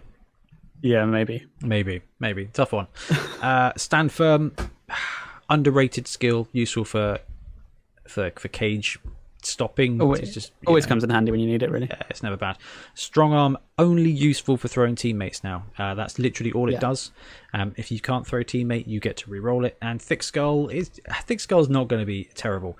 So strength wise, I think I still go for it. The one I thought of, like when I first saw this, is we were discussing the fact that big guys can now get SPPs for throwing teammates. So your goblin troll needs to throw a teammate and kill a guy, and he can get a random level up, right? Your troll only needs to get an MVP. Yeah, or just exactly, an MVP. You give it to 2 trolls and your bomber, and then all 3 of them are going to be great. Exactly. I mean, it should be 2 bombers and a troll, but yeah, fine. Very true. But I would, on a troll, I would happily have any of these. For more expensive big guys, I might start to try and tailor it because they can also reliably kill a bit better than a troll can. Okay. But a troll, if a troll gets like pole driver, that's okay. So you'll have bribes on that team. You'll, multiple block would be good. Guard would be great. So all of these are awesome. Let's go a little bit deeper on that. So troll, for example, already has mighty blow. And we should mention they don't stack. Even though it says +1, they don't stack. But it's already got Mighty Blow, already got Thick Skull. So that's 2 skills there already, which, it increases the likelihood of the other one. Tree Men already have Strong Arm, so you've got more chance of picking up those other skills. Armbar is probably the only one I'd be like, ugh, it's never going to come up. Every one of the other ones gives you an option, even, okay, Pile Driver may not be great, but it gives you that option that, if that Minotaur does block another big guy and takes it out, it might not be the worst thing in the world just to try that foul. It gives you that choice. So, Ben, you are bang on. When it comes to big guys, 3 SPP, roll that random. You know what? Brawler's going to be great. Break Tackle's going to help you move. Grab's going to help you do stuff. Guard's going to be great. Juggernaut's going to help you blitz. Multiple block could be really useful. Pile Driver, maybe. Stand Firm, fine. Strong Arm. If you've got Throw Teammate, you will want Strong Arm. That's just not going to be bad for you. And most of them have got Thick Skull anyway, so that's just a free reroll. Your quid's in here. If you've got a big guy, rolling a random strength is not bad for you at all, I don't think. Your strength 4 player with strength access, they would be less inclined. I think, again, like we said with general, is you're probably just going to want to save up and pick one. You get more use out of it. I think we've already spoiled it here. So players that are looking good for randoms, your big guys and your stunties, realistically, I think. Yep. And people who are not looking good at randoms, Sauruses. Yeah, honestly, just don't give it a go. You're going to be disappointed. Just always think of the worst possible outcome, not the best. Yeah, just you want your best possible outcome. Save up. Yeah, wait for those 6 SPP and pick what it is you want. The good thing is those players normally don't need doubles. They're not looking for them, are they? So no. A Saurus, a Chaos Warrior, a Black Orc, they are very happy choosing block or choosing guard. That's fine. And but you're not going to see blodging Black Orcs quite so much. Which I think is a really good thing, because they're not going to take that random agility, which means by the time they have saved up to choose a double, they almost could have afforded 2 regular skills. And I'd rather have a block guard Black Orc than a Black Orc with dodge. So yeah, we might see one eventually though, because like you say, you see less, but you're guaranteed at some point to be able to get, you can make it, so you're guaranteed to get dodge. So before it was pretty. Yeah. Are we getting too? We're getting too deep. No, not at all. I was gonna say let's go to our final thoughts here. So I think you've hit the nail on the head again, Ben. Early on, the big costs seem a bit prohibitive, but let's take that Black Orc. Once you've got 6 + 8, once you've got 14 SPP and it's got block and guard, why the heck not save up the next 20 SPP to get to that point where you can buy something? So let's say player going for its 3rd advancement wants a double, it's 18 SPP. By that point, you've already got everything you want, and it doesn't matter. There's a lot of players out there that are in a really good spot after 2 skills. So if you've got a level 3 Saurus, you're kind of what do I take now? What do I'd probably Break Tackle, which sucks now for Saurus. It's poor Saurus. I know. Overall, I think Lizard's got great, but Saurus development got really bad. However, block and guard on a Saurus is going to do everything you want to do, Lizard people. So it's fine. Just you and David Icke plan your fancy big guy builds. Yeah, so I think, I don't know, what do you think about that, Ben? Yeah, I think it's we pretty much covered it. I just think it's going to enable you to kind of make your team how you want, if you want to, or you can go random and be rewarded for it because it's half the cost. Yeah. It's I just think it's really exciting. We mentioned the question before at the start of it. Go for it. Do you like it?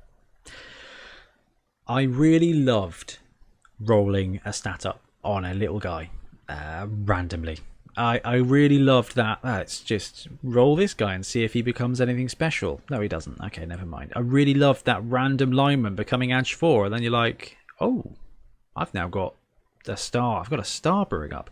And hilariously, yesterday, I was talking to the night manager at a store, and He's like, oh, you do Blood Bowl stuff. I saw you on YouTube. And I was like, that's amazing. Like, that's just amazing. Thank you very much. Yes. I was like, didn't know you played. And he's like, as a kid, we had this league and we did this one thing where we had a draft like the NFL and it was wicked. And then so it got a random stat up. And I had the Dark Elf team and my lineman had strength 4 and he was just awesome. And everyone hated him and kept trying to kill him. You're not going to get that story as often anymore. So in that regard, I am a bit gutted. You're not going to get the Edge 4, strength 2 snotlings. You're just not going to get that bit of amazingness. But the whole reason we like the D3 MVP, Ben, is because you can build your teams quicker. You're progressing quicker. You're progressing more reliably. And if you look at the way our league is run, where everyone's got 75 teams, I think it's just overall going to improve the gameplay experience, and it's going to reduce broken stuff, and it's going to keep things fairer for longer. And I think for the life cycle of the game, I do think that's good. I think overall it is a good change. Yeah. Have I convinced you? I agree. Yeah. No, I love it. I see this. I absolutely love it. Maybe because I've played less and I've had less, stories, anecdotes of like these crazy players. I've been less exposed, but I see this as like you can form the team you want in your head. You're like, I want this team, and you can make it, and nothing can stop you unless it's just you have to kill a lot more people. Yeah. But then that could happen more in Blood Bowl 2010. We don't really know yet. I mean, well, it might do. I mean, this is the other really, really cool thing is that we love tournament builds, okay? And we love talking about league progression, but it is all around, roll, see what you get. Now you got build orders for players, which is something exactly. as an RTS player in my youth, that's very exciting for me. It's like, do this, then build this, then save up for this guy. I just think it's going to be sweet, and I'll get your casualties per minute up. Well, exactly. I think it means that there's going to be a lot more interesting conversations. And more out of the game. The game outside the game is what keeps us playing the main game. Because let's face it, we've played 2 games of Blood Bowl in 6 months, and we are still loving it. So the whole idea of having more stuff to go. You know what? I've been thinking about it, and I think it is worth taking 2 randoms on a Dark Elf Blitzer because of this. And you're like, well, that's really cool. And I have guaranteed that what are we on episode 51? By the time episode 102 comes around, we would have had a couple of segments about random players, about random skills on trolls, and this is what happened, and it was awesome. And that's probably because you are the kind of person that's going to run a 4 troll team as soon as you can. Really considering it. Wicked. Ben, before we move on, is there anything else you think we should cover when it comes to SPP systems? No, I think that's about it. Looking forward to see what people do with it. Yep, I cannot wait. And guys out there, let us know what you think of this system, whether you love it, whether you hate it. Did they move your cheese too far away, or did they just take the mold off it? Anyway, let us know, and we are going to move on to the next segment.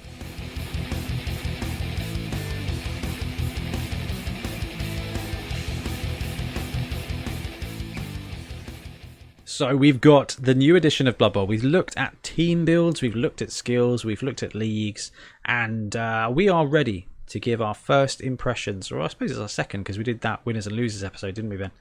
That was good fun. For the teams. And we're going to look at what we think individually, based on our own opinions. Let's get that in there now. It's our opinions. This isn't conclusive. But wrong. We do want to know your opinions because Ben and I've got a slightly different list here. What we think the top 5 best teams are going to be in Blood Bowl. Now, didn't set any more caveats to that, but I think I have kind of based it around 1 million to 1,100. I think probably maybe 1,200. I'm looking at that league. I'm not looking at, well, actually, Nurgle are amazing at 1,700. Good luck. Good luck enjoying Nurgle to that point now. But yeah, so this is going to be, for me, top 5 best teams initially between 1,000 TV and 1,200 TV. Ben, you about the same? I've kind of just considered it. In all, kind of factored in everything, the new SPP system, what it could potentially unlock. Just in my mind, what I could consider being potentially quite good. the top 5 teams you really least want to play against, no matter what you're doing. Is probably, maybe. It's probably fair. Right, so let's start at number 5. And Ben is starting us off, and Ben's number 5 team is... It's Undead. It's Undead. Yeah, historically a pretty good Blood Bowl team. Usually, number 1 and 2 kind of competing with Wood Elves. You often see them. They've done really well in our tournaments. It's just pure solid, and I don't think they really lost anything in Blood Bowl 2020. I think they kind of only gained. We mentioned the SPPs and the big guys on mummies, that they're pretty great. Your mummies are going to get real scary. You can take your whites are going to get good. We mentioned the abilities to like level up your blitz as well. Your whites might even want to stat up. They're going to become pretty scary. Yeah, I just think everything in this team is still really good. I don't think they really lost out on anything whatsoever. They, the only thing they really lost, they really cannot throw. But when did you ever throw on an undead team? It was only like the risky stretch play when you really needed to, and the ghouls are still passing on 4+, so you've still got the option, and your ghouls are really going to do the ones that do the stuff with the balls, and you've got whites as well. So Ben, I agree with you completely, and in fact, my number 5 is also undead. We didn't plan this. That's good. Good start. So for me, undead are great. They've got strength, they've got speed, they've got cheapness. You can buy most of the stuff. You can start with 2 whites, 2 ghouls, 2 mummies, I think. Can't remember. Did the video a while ago. Don't remember if you get 2 ghouls. I think you do. You get to start with a proper team, and they can be piloted very well. And if you line this team up against any team, you're going to feel like it has some advantages. If you line them up against Wood Elves, this team can murder them. If you line them up against Skaven, this team can murder them. If you line them up against Lizards, it can dodge them. It can murder some others. Like this, Undead will give you a really solid brawl. They've got no downsides apart from agility 4+ on their linemen, which they always had. So yeah, Undead, I think absolute power team, top 5 easily. Not the best of top 5, but still better than 15+ other teams. So yeah, Undead there were a lot that were competing for this spot. I will say I was really debating between a few, because I think a lot of teams are pretty good now. I think the top 8 are actually, it's a real cluster. Yeah, it really is. I think we're even seeing, we mentioned, maybe that's too spoiled. We'll talk about it at the end. We'll talk about it at the end. Right, okay, let's move on to number 4. Yes, so for number 4, I've chosen humans. Pretty vanilla. I think even in the new rules, they said they're tier 1 now, when they used to be a solid tier 2 team. I think that's pretty good, because they have a really good thrower. Their catchers are really good. Their blitzers are solid. And overall, the team's... Yeah, and you get 4, yeah. And overall, the team's pretty cheap. They now have a halfling, so you can throw teammate with your ogre who can, get strong arm really quickly if he wants to, so that's a pretty solid option. They've just I feel like this team was already kind of the sandbox team, and now they start off with better sand and a bigger box, and they can just build to anything now. We mentioned you can build the team you really want with the SPP system. Yep. I think that just gives you so many possibilities with humans. You can make a real bash team if you really want. It's going to be really scary. It's going to undercut the cost of loads of other teams. There's just some really good options for these guys. You're going to get your strength 4 a lot less often though. So we mentioned your strength 4 blitzers are going to be awesome. Very much very so. rarely seen. Yeah, and your edge 4 throwers are going to get less as well. However, they already throw on 2+. Yeah, exactly. You're exactly right. So humans got a solid level up. And historically, humans were never a gimme. Okay. Never once did you line up against humans thinking, easy. No. No. Humans have always been a brawl.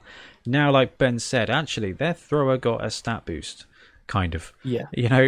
And I just think, the team is going to perform a lot, and it is cheap enough for you to take everything you want. They are not starting out. They don't start missing anything. And it feels like they are hitting... They're starting 100k above a lot of other teams. It just feels that way. It feels like they've got 3 games already under their belt. They've got 4 blitzers. They may have an ogre. If they don't have an ogre, then they've got a heck of a pass game. Humans are going to be a very good team, and I think that's great because everyone likes humans. Everyone starts with humans or I know. orcs. And for humans to now be a solid team, if not the tier 1est of the tier 1s, still earned tier 1 status, I think. And I think we're going to see great stuff from human teams. So, Ben, that is an excellent, excellent pick. Let me consult the list to remind myself which one I went with for. Really? Did I really? Oh, wow. Okay, right. My number 4 is Dark Elves. So there's going to be bias in this list. So Dark Elves have historically been in the top 3 teams of Blood Bowl. Probably top 1/2. Okay? I think they are still very, very, very, very good. And the SPP system changes are going to help because, like I said, actually, if you just save up a few touchdowns, your blitzers are getting guard reliably. So your Dark Elves got more murdery, but their ability to stretch play really has lost it. And they are slow. I mean, they're not slow, but movement 6, movement 7, they've got no 8, 9 catches. You know, they've got that. They cannot. They have to work for a turn 2 touchdown. Okay, they can do it in a straight line, but if you throw in some spread defense or something, they're going to have to blitz through that line. It's going to take them 3 turns to score. So Dark Elves are a medium speed team in my book now. Yeah, and that is because they don't have that stretch play. Historically, you could chuck a Dark Elf, you bust through, you've got a lineman just loitering a few squares into the other side, and you've got that stretch play. You don't anymore. Only the runner is passing on a 3+, which is garbage now. That's 3+, 4+, 5+, 6+. So now, it's my number 4 team, right? You've still got a ton of Edge 2+ players. You've got 4 blockers. You've got Witch Elves you can buy. But you don't start off with them. And that first 1 million to 1,200, you're looking to pick up your second Witch Elf and your third reroll, okay? They are not packing the full Dark Elf punch until you hit 1,300, and without that passing play they can't necessarily elf themselves into success like they used to. So I love Dark Elves, and they are very cool, and they are very, very, very strong, but they are not as uber as they used to be, and I'm a little scared I'm going to get stabbed by an assassin now. I don't know, what do you reckon, Ben? I think it's a solid pick. It's similar reasons to humans. You know, Dark Elf team is kind of like an expensive human almost, because they have the 4 blitzers. They got don't quite have the speed of a human team, but yeah, they got some similarities. Yeah, I think it's a really solid pick. I think they really fought for the top 5 for my list. But yeah, it's I've faced against Dark Elves, and they're always a team. You mentioned humans, you know. It's never a easy game. Dark Elves is always going to be a difficult game. Historically, I've always felt like I was fighting uphill against Dark Elves. Dark Elves is always like, ugh, Dark Elves, that's going to be tough. But it's going to be tough because they always used to be able to counter the fact that their linemen move 6, their blitzers, their fastest players are movement 7, with the ability to chuck the ball 3 squares on a 2+. You know, anybody could do it. Now, nobody's doing that. Like, the best you got is 3 squares on a 3+, and that's if your one runner hasn't died already. So that stretch play knocks them down a spot for me. So Ben, who is your number 3? For me, it is Lizardmen. We spoke about them a fair few times in the SPP thing, because they really don't want to be getting their random skills. The Edge one does hurt a lot of their options for that. However, they're still movement 6, strength 4 guys, which in a world of Blood Bowl where strength 4, movement 6 people are going to be extremely rare, they're going to really put some work in. They have stunty guys, but their stunty guys are very, very good stunty guys. They're movement 8 stunty ones. Like, they just sort of do what other teams do better. The Chameleon Skinks leveled up through the roof. Yeah. Yeah. So it's just, I feel like this team is just going to be a real powerhouse. You can choose your skills now, so you know you're going to be getting your Saurus leveled up with what you want all the time, and it boosts the stunties in that regard as well. So you can save up 12 SPP easy on a movement 7, movement 8 stunty to get sure hands if you want it. Like, you're going to get it. Yeah, and you know, Skinks famously score a lot. Yeah. Like, they can score pretty well. so you're going to get touchdowns a lot. So you're going to be able to grow that team. Yep, no, I love it. I think that's a very fair shout for your number 3.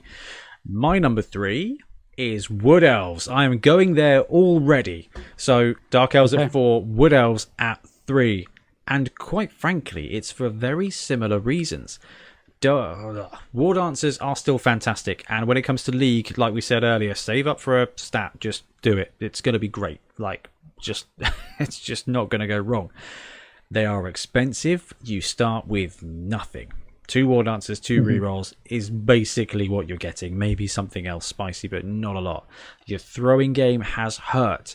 Now, Wood Elves, they can still do horrific shenanigans. They've all moved 7, 8.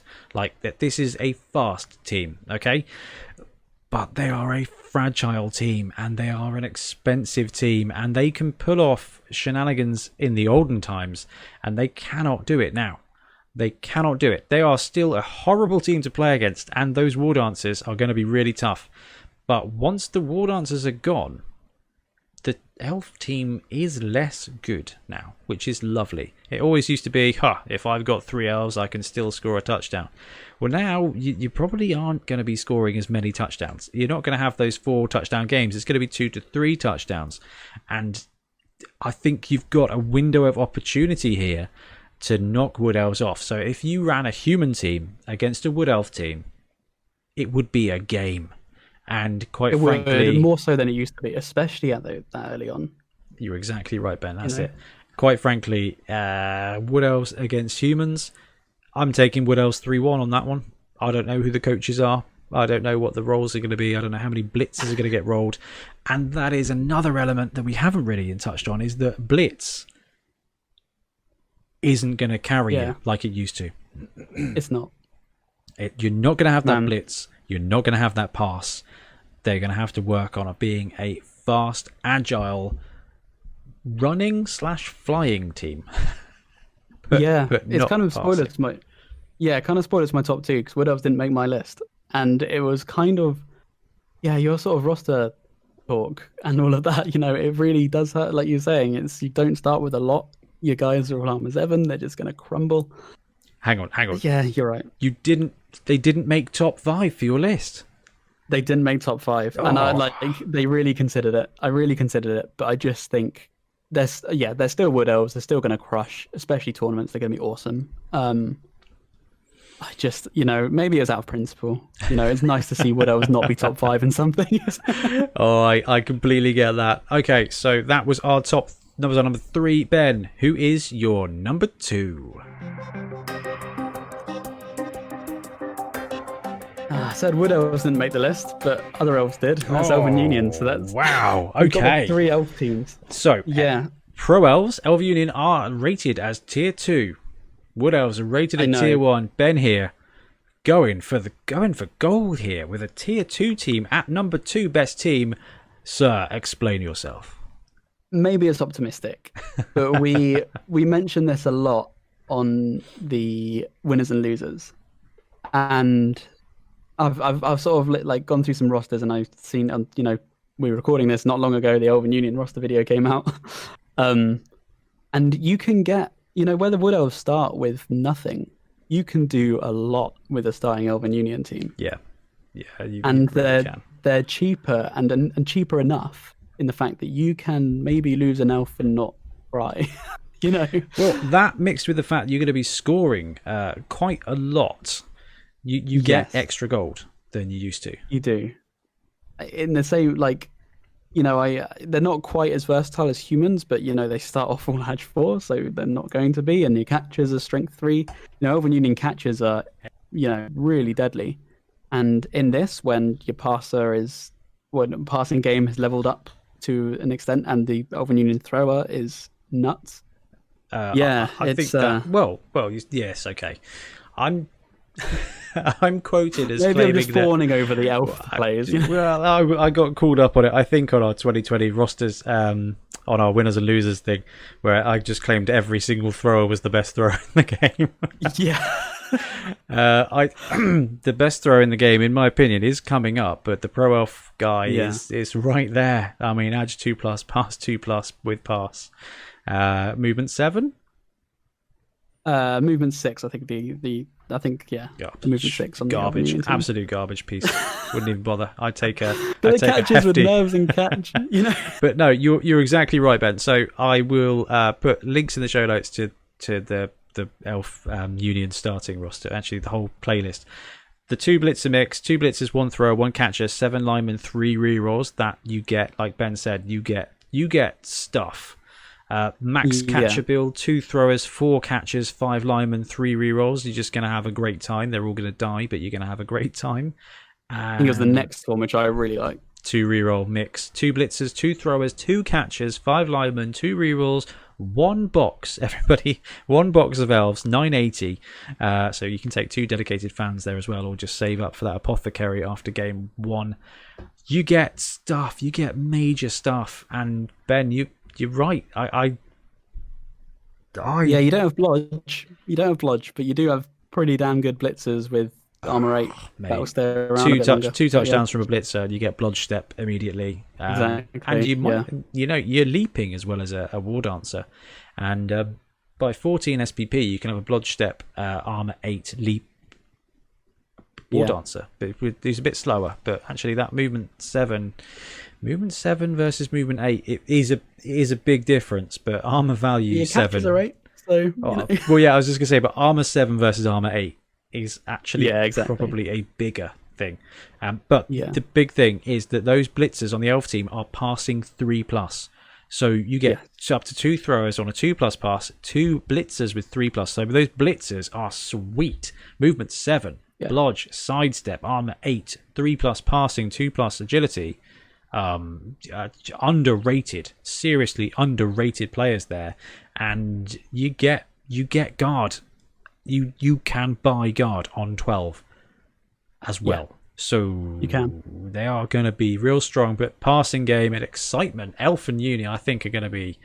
Yeah, I think Ben, watch out. I think they could overtake Wood Elves. I think they could. I'm optimistic. It's that cost, isn't it? Like you said, you can take 2 war dancers, or you can take 2 blitzers, 2 throwers, and 2 catchers.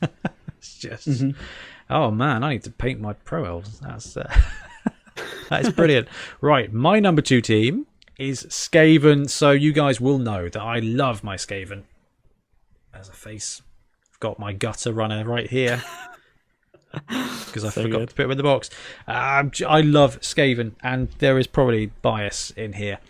But I was looking through my list, and I was like, this team against this team, what do I reckon? This team against this team, what do I reckon? And, historically the edge in the Wood Elf / Dark Elf versus Skaven build game has gone to the Elves, because they've got that stretch play. Now, their stretch play is just as good as mine, and my players are far cheaper. Yes, the armor's worse, but my roster comes with 11 players. 4 of them are movement 9, edge 4, dodge. 1 or 2 of them are throwers who've got passing 2+, and I've got 2 blitzers who are great. They're just human blitzers with tails. Like, my team here with Skaven comes with 3 rerolls. It comes with 4 obscenely frustrating players in the gutters, and my thrower is, in my opinion, up there as the best thrower in the game. Comes with sure hands, movement 7, yeah, definitely, passing 2+, sure hands pass. They are, I'm just right. The elf is good because agility 2+, but I mean, from a statistic point of view, Ben, picking the ball up on a 2+ is worse than picking it up on a 3+ with sure hands. Now, the sure hands skill tends to. I hate sure hands. It's the worst skill in the game, but statistically better. If you want a pocket passer, technically the Skaven thrower is the best thrower in the game, in my opinion. But if you want an agile thrower, then the Pro Elf passer probably gets you there. But Skaven have it all. I played my game. I played Skaven versus Wood Elves, and I really felt like I had the edge there, guys. And my players were just as strong as his. They were just as fast as his. They couldn't dodge as well, but quite frankly, it didn't matter because my thrower was throwing better. My catchers were catching and running better. Just Skaven have that edge, and they are cheap. They are cheap. They're so cheap. They're human price. Okay, well, they're not human price. Yeah. Technically, you get an extra player out of humans because they are one player cheaper. But I would rather take gutters and just filth my way through. Now, amusingly, I think that Skaven versus human is a bad matchup for Skaven because humans are stronger and they can bully them because they've got the player count, they've got the attrition. But Skaven can outscore. And I think when it comes up to something like a Wood Elf versus Skaven, the attrition's going to be the same. And my ability to score is now better than Wood Elves. And I just think they are going to brew up great guard, horns, claw. And, at 1150, you get the Roger in there as well. At 1150 for a Wood Elf team, you've just about got your third reroll. That is hyperbole. I realise that by that point, you've got a thrower and a catcher as well. But, my Roger's going to eat them. And I just... This is a power team. It is the Skaven Master Race. Yes, we are going for it. And I know that they've only ranked my second best team, but it's a very good time to be a Skaven coach. It's always been a good time. And I know you can't get Edge 5 gutters, and I know they don't do everything anymore, but that just makes it better because it's fairer. So it's like, you know what, guys? Let's play a fair game of Blood Bowl, and I'll still rat you to death. Skaven, my choice, number 2. So it comes down to it, Ben. The big ones. Yeah. You go first. Who is your number 1 team? May as well leave it on the screen, Ben, because I put Skaven at number 1. Yes! Yeah, they really snuck forward. It was, like you said, you played against them Wood Elves, and you said, you think they had the edge, and they've always been really up there. Let's be honest. Skaven have been a great team all the time. We've seen them be a real threat in tournaments. We've seen them win leagues, and they got better. They did just get better. I think the Rat Ogres are even more likely to show up now. You mentioned the Rat Ogre at 1150. Yeah, I think there's arguments to just bring him in the starting one. I mean, in your main, there's a couple of really good Skaven builds. The classic, thrower, 2 blitzers, 4 gutters, I think is the better one. Yeah, but you can easily afford the Roger build. I think you get 2 blitzers, 2 gutters, a rat ogre, and a thrower. Yeah, that's fine. Like, you can work with 2 gutter runners. Believe me, you can work with 2 gutter runners. 2 gutter runners, and you still have more than one of them. And it's going to hurt a bit more when they get killed, but you have a rat ogre to do that first. So I mean, just so solid. Like, all the arguments I made for elves and humans, like you say, I said the pro of thrower is great. The Skaven one is better. I would agree with you. But on record for me as well, I would say the Skaven thrower is the best thrower. Which is cool because he throws the ball with his tail. That's pretty neat. Rat Ogre build, 985, 2 blitzers, 2 gutters, 1 thrower, 5 linemen, 3 rerolls. There you go. Yeah. That is scary. Wow. Is it the Rat Ogre's time to shine? I mean, I know that the new wild animal, the always murdery skill, or animal ferocity or something, is going to hurt you. But I don't know. I like the idea of selling a line rat down the river to get my blitz for sure. Like, big guy blitz is always risky. Not going to spoil the YouTube show, but it is always risky. I would sell a line rat to auto do it. Yeah, I would too. I mean, I don't know if you get SPP for casualtying your own player. I think you should, but... The arguments I gave for humans apply to Skaven and more, because I think, Skaven are kind of, especially at that kind of build, it's kind of like a human team in terms of the build. Your blitzers, you got a couple of blitzers, a couple of catchers, kind of, they're not as advanced as Skaven ones. I really wish Skaven could take 4 blitzers. Yeah, exactly. That would be too much. Just be over the top at that point. They would just, I like everything about Skaven. They've been my favourite team for a very long time because they're just great. There you go. They are. They're just great. Quote fun. on it. They look good. They look good. They're funny. It's great. All right, then let's go to my number 1. And my number 1 is Lizardmen. So I know they appeared on your list at 4, I think, Ben? 5? No, 5 was on death. 3. Okay, lizards. Yes, we've gone through this episode, and yes, the Saurii don't get great random skills. But as I talked about there, I'm very, very, very confident I can win a lot of games if I've got 6 strength 4 block guard pieces. If that is my floor, this team is OP. And then you've got the Croxagore, who is just one of the best big guys out there, definitely top 3. And, break tackle sucks now, but that's okay because you've got 6 big guys in theory. Now, they are expensive. It is an expensive team, and you're either starting, I think, with 6 Saurus or 4 and a Croxagore. Okay, so you get... Okay, so let me rephrase that. You are starting with either 5 or 6, strength 4 or 5 players. That's nuts. Yeah. Like I said before, in a universe where strength 4 players are a rarity and a luxury. Yep. That's it now. You're going to have less rogues, and when it comes to tournaments are going to be 1100, 1200. You're going to get that third reroll. You're going to be able to get the majority of your lineup at that point, and then you're really cooking on gas, because in my opinion, Skinks got better in general because they can now control their builds. Like you said, Ben, they can save up their SPP. If you want a skink with a specific skill, you just save. They're going to get the touchdowns, or they're not. No more are you going to be like, I've got another skink and another skink with sure feet. Like, sure feet is great, but I'd rather skip sure feet and get block, Yeah, exactly. Or something else, you can take it. And then you've got the chameleon skinks, who win comeback player of the year, in my opinion, when it comes to Blood Bowl, because they were pointless. They were great models, but they were completely pointless with the little Lego hands. And now you got a quarterback in the Lizardman team. You got a front line made of 6 big guys, and the best stunty players in the game. They are Skinks and Chameleon Skinks are now the 2 best stunty players. I'm a big fan of Snotlings, but I think we've had a discussion before with like the new stunty, sort of stunty plus. You've got these guys, and you've got the Black Orc goblins, which are kind of like goblins, just a bit better because they survive a bit easier. Yeah, ever so slightly. But these guys run leaps and bounds over the other stunties, right? Oh. They're more than stunty plus. These are proper players. This is right. Skinks have always felt like proper players. They've always felt like vulnerable players, but they have always been proper players.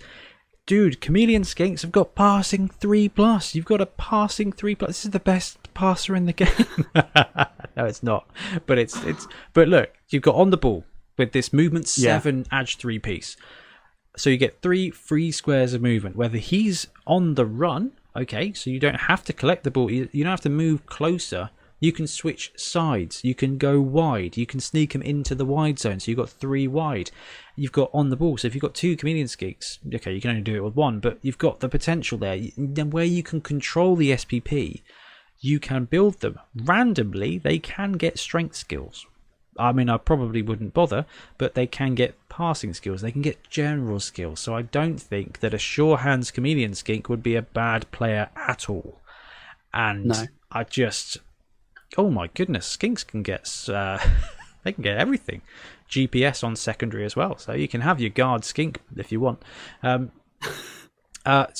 what it does is it means you've got 1 or 2 Chameleon Skinks who can. You've got stretch plays. These guys have the same. He's got better stretch play than Dark Elves. Okay. Yeah. They're agility 3 instead of agility 2, but these guys are dodge stunty. They're 3+ with a reroll forever. Okay, if you're dodging into 1 tackle zone with a Dark Elf, they are now dodging worse than a skink. You can stunt your way through stuff. They've got that integral dodge. They've got a 4+ pass. You've got muscle. You've got stretch play, and this is my number 1 team in Blood Bowl 2020. I think it is going to be overall the best team, but it's so close. It's so close. I mean, let's put undead against lizards.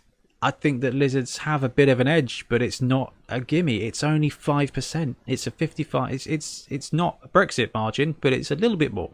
Yeah. But you put lizards against Skaven. That's always been a really tough matchup. But there's an edge there to Lizards. I couldn't tell you who would win in that. Skaven might score more touchdowns, but Lizards are going to crush the hell out of them. They might not even score more touchdowns. He's still got the Wobble 4 final. I can tell you that Lizards won, and it was 3-2, and it was close. And they didn't have throwers throwing on 2+. I mean, throwing is a bad idea, but throwing got better for Skaven. But quite frankly, throwing got better for Lizards because they don't have that stunty modifier anymore. I mean, it's easier to intercept a stunty now because they're stunty, but that historically a stunty was throwing a quick pass on a 4+. Everyone else's passing got worse, and the Chameleon Skinks got promoted with kickoff return and agility 4. So I think we're going to see awesome stuff from Lizards, and I think the most important thing to take away here is that an all skink team is now fun. I mean, it's aggravating that you have to buy like 7 boxes of Lizards, but an all skink team. You could probably buy boxes just skinks, couldn't you? Well, yeah, I know, but they're smaller. Warhammer skinks. They're smaller. Yeah, they are ridiculous. Yeah. So that is it for my number 1 team. So I'm very happy with our number ones. I thought it was really good fun. Yeah, it's good fun making the list, but like we said, it's so close. I even said to Ben, I really want to put goblins up there because I think they're doing really well. And we thought, let's actually go for what we think our top 5 best ones will be. The best teams are. Now, I think when we were chatting earlier, Ben, we said that the pack was quite close. I actually think that teams 1 through 3 are almost inseparable, and I think 4 through 8, so the couple of ones that didn't make the list. Well, actually, I think it's really close. So you had humans and pro elves on there. I can't remember which teams you didn't have on there. Don't know if you took dark elves and wood elves. Pro elves at 2. But there you go. Under humans. That's I think that top 8 is now really close. And historically, it was like wood elves and dark elves. Now it's this is a game, and that is we even discussed like Pact and Underworld maybe squeaking into that top 8 because Underworld. Yeah. Tournament wise, I think Underworld are going to be great. I think League, I don't know if they're going to be as I don't think they're going to have quite the pop because you only get one of each positional, and I think they're going to be missing for some games. In a tournament that's Resi, so a Resurrection tournament, you're always going to have the gutter. In a league, you're not always going to have the gutter, so you are going to be a little bit below the curve. But on the fun scale, I think Underworld are definitely there, and I think that maybe that's what we need to do as an next top 5 is either the top 5 worst teams or the top 5 fun teams in Blood Bowl 2020, which might actually be the same list. Yeah, I was going to say. Oh, I love it. Oh, that's brilliant. So, guys, thank you very much for hanging with us and watching. Do let us know what you think your top 5 are, what you think of our top 5, whether I'm right, whether Ben's right, whether we're both wrong, and really, most importantly of all, who is the best thrower in the game? Because I'm there with the Chameleon Skink now. You change your mind. And the Hefty. The Hefty is the best thrower in the game. Yeah, definitely. Absolutely love it. But we'll wrap up the show for here now. So, Ben, thank you ever so much for joining me and for chatting out some Blood Bowl nonsense again. Yeah, thank you. Looking forward to getting some games in. Oh, man, it's going to be great. And thank you ever so much for joining us. We will catch you again soon.